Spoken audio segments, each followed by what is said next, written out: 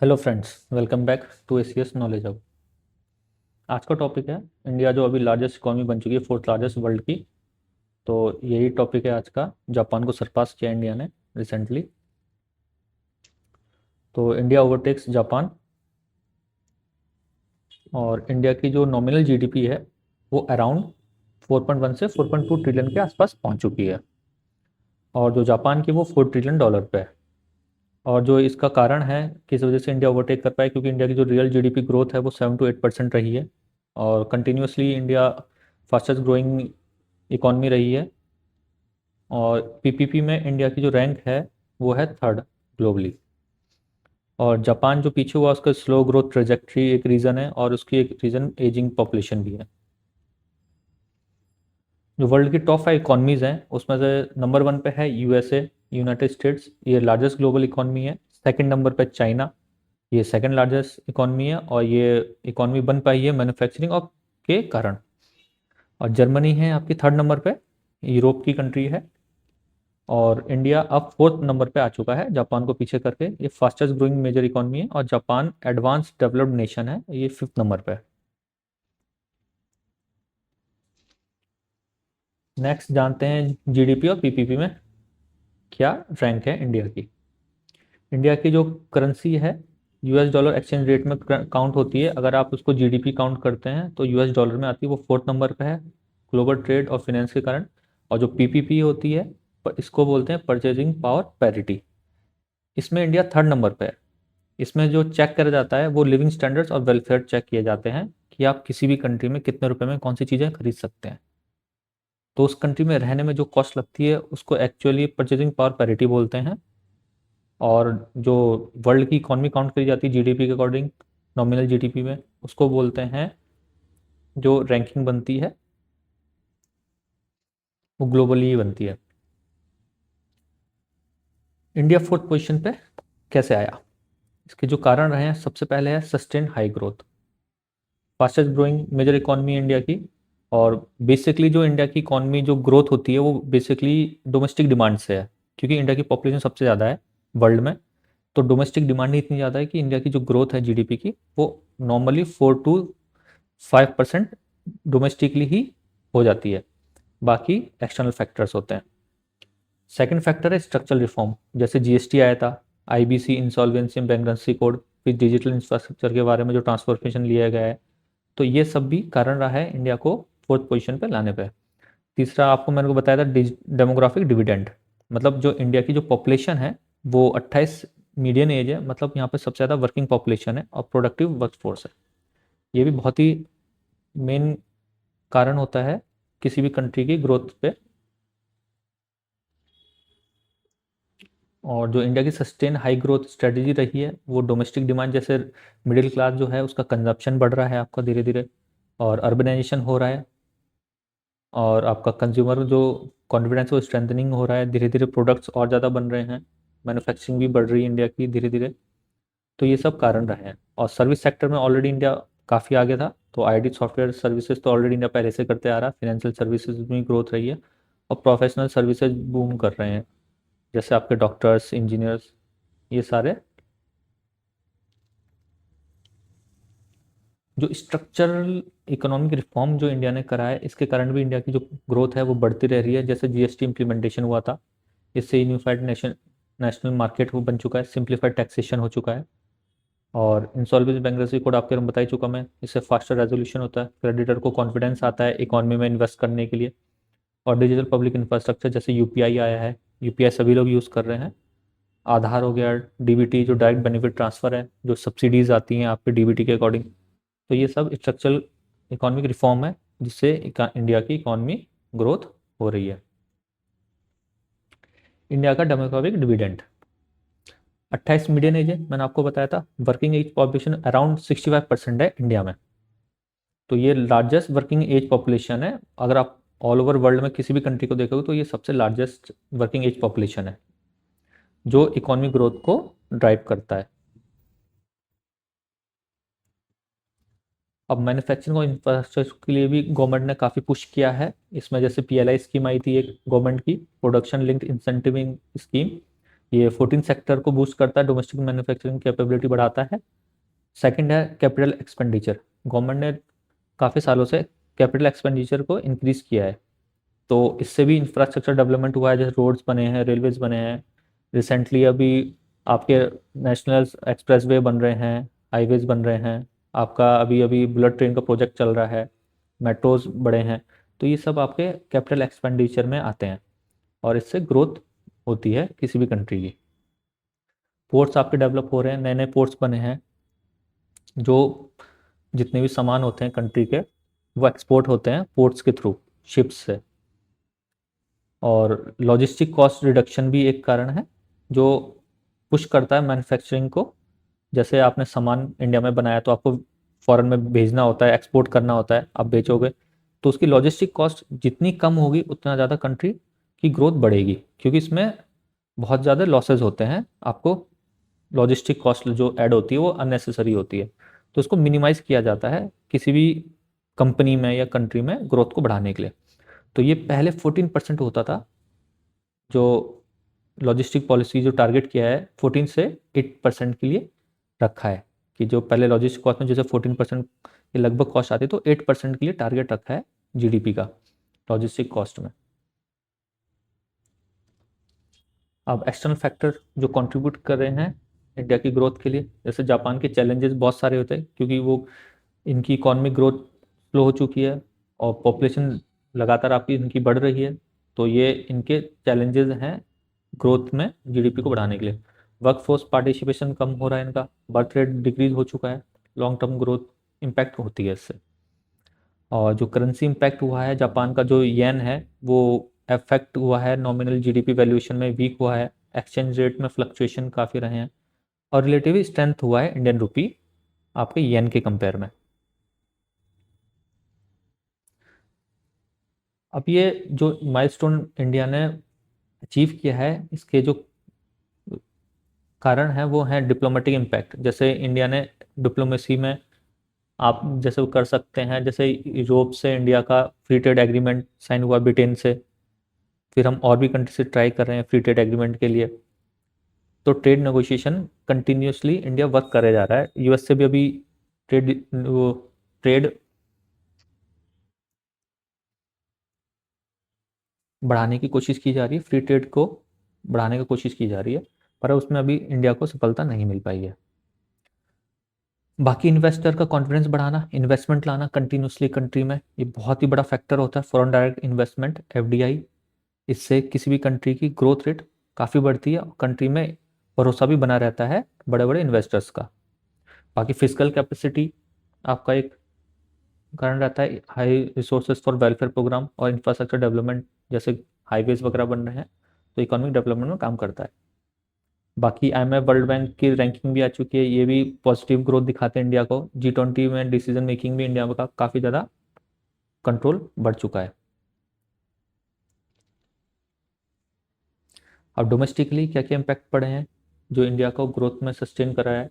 Enhance physical space, India की capacity बढ़ चुकी है स्पेंडिंग में, वेलफेयर में, सोशल सिक्योरिटी में और डेवलपमेंट प्रोग्राम में ग्रोथ बढ़ रही है। और रिफॉर्म जो हुआ है इंडिया में, जैसे लॉन्ग टर्म स्ट्रक्चरल रिफॉर्म लिए गए हैं, पॉलिसीज़ में शिफ्ट किया गया है, इकोनॉमिक ECZ बनाए गए, इकोनॉमिकली स्पेशल जोन बनाए गए हैं आपके, जहाँ से एक्सपोर्ट के लिए काम किया जाता है बढ़ाने के लिए।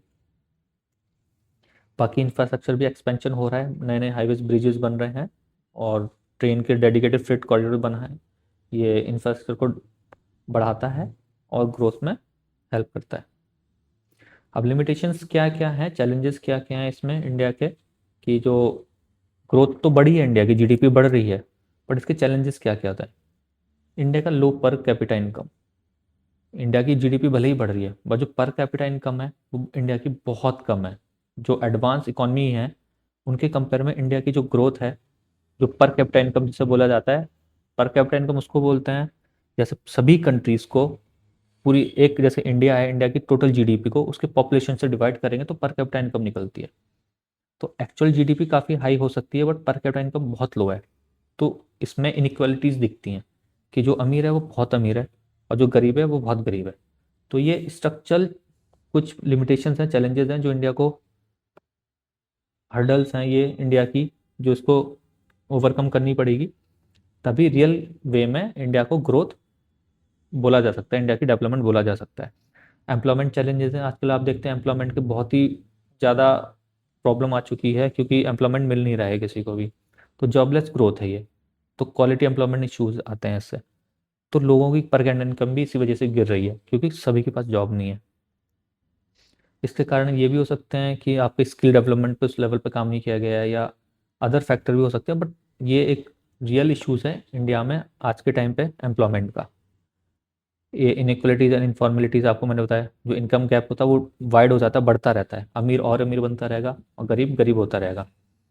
इससे एक्चुअल में कंट्री की ग्रोथ हो जाती है, पर जो पॉपुलेशन है, जो एक्चुअल ग्रोथ बोली जाती है हर किसी की इनकम, वो नहीं बढ़ती है। बाकी ह्यूमन डेवलपमेंट गैप्स बहुत बढ़ जाते हैं, हेल्थ, न्यूट्रिशन, एजुकेशन, ये सब गिर जाता है, क्योंकि इनइक्वलिटीज़ बहुत बढ़ चुकी है। जिसके पास नहीं है उसके पास कुछ भी नहीं है, ना उसके पास खाने के लिए, ना जॉब है उसके पास, ना वो बेसिक हेल्थ हॉस्पिटल में चेकअप करा सकता है। बाकी एनवायरमेंटल सस्टेनेबिलिटी भी बहुत इंपॉर्टेंट रहता है, कि एनवायरनमेंट को भी हमें कंटिन्यूसली बैलेंस रखना पड़ता है ग्रोथ के साथ साथ। तो वैसे बोला जाता है ग्रोथ अगर होती है तो एनवायरनमेंट को थोड़े बहुत नज़रअंदाज किया जा सकता है, बट कंप्लीटली उसको हटा देना ही बेकार है, क्योंकि इससे क्लाइमेट चेंज होगा, तो इससे आपकी जो बेसिक जो ह्यूमन बींग रह रहे हैं उनमें इफ़ेक्ट आएगा, एनिमल्स हैं, इन सब के लिए भी काम करना चाहिए। तो एनवायरमेंटल फैक्टर भी बहुत बड़ा फैक्टर होता है किसी भी कंट्री के ग्रोथ के लिए। जैसे कोल से फिलहाल इलेक्ट्रिसिटी बन रही है मेजोरिटी इंडिया की, इसको शिफ्ट किया जा रहा है, न्यूक्लियर पावर प्लांट बन रहे हैं, हाइड्रो पावर प्रोजेक्ट्स आ रहे हैं नए नए। तो ये सब भी कंसर्न इंडिया, धीरे धीरे चैलेंजेस हैं इंडिया के, जिसको हमें कम करना है। अब इकोनॉमिक इनक्वालिटी का जो इम्पैक्ट पड़ता है वो पर कैपिटा इनकम जैसे हम कैलकुलेट करते हैं, वो इंडिया की लगभग 2500 के अप्रॉक्स है ये जो, और डेवलप्ड नेशन में ये 40,000 प्लस होता है यूएस डॉलर, तो बहुत ही बड़ा गैप है। तो global ranking per capita income की अगर देखी जाएगी तो इंडिया की 134th है,